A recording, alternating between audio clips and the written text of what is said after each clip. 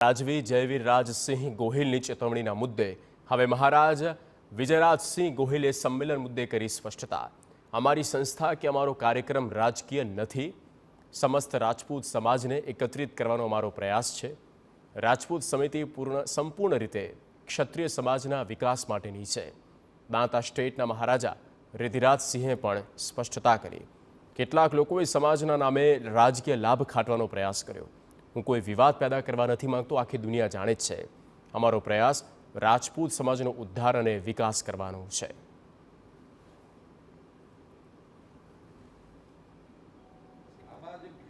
તો ક્ષત્રિય સંમેલન પહેલા ભાવનગરના યુવરાજે સમિતિના આગેવાનોને ચેતવ્યા।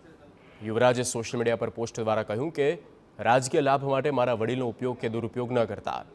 તેઓએ રાજકીય એકતા અનિવાર્ય હોવાની વાત કરીને તુચ્છ રાજનીતિથી દૂર રહેવાની અપીલ કરી હતી। એક મારે ચોખવટ કરવી છે કે આ જે સંસ્થા છે એ કોઈ જાતની પોલિટિકલ સંસ્થા નથી। આમાં ભાજપના મેમ્બર હોય કે કોંગ્રેસના હોય કે અન્ય કોઈ બી પાર્ટીના હોય, આ છે રાજપૂત સમાજને એકત્રિત કરવા માટે।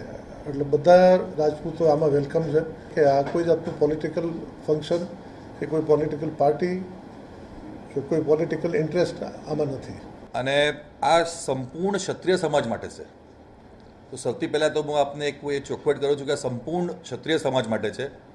આમાં જેટલા પણ ક્ષત્રિય સમાજના છે એમને સાથે લેવાના છે। અને જે પોલિટિકલ લાભ વચ્ચે થયું જ છે એ આપને બધાને ખબર છે। એક્ઝેક્ટ નામ લેવાથી, કોટેશન કરવાથી, નામ લેવાથી કોન્ટ્રોવર્સી ઊભી થાય, એ કોન્ટ્રોવર્સી અમને ઊભી નથી કરવી। આ સમજ સમાજ માટે છે, સમજ ક્ષત્રિય સમાજ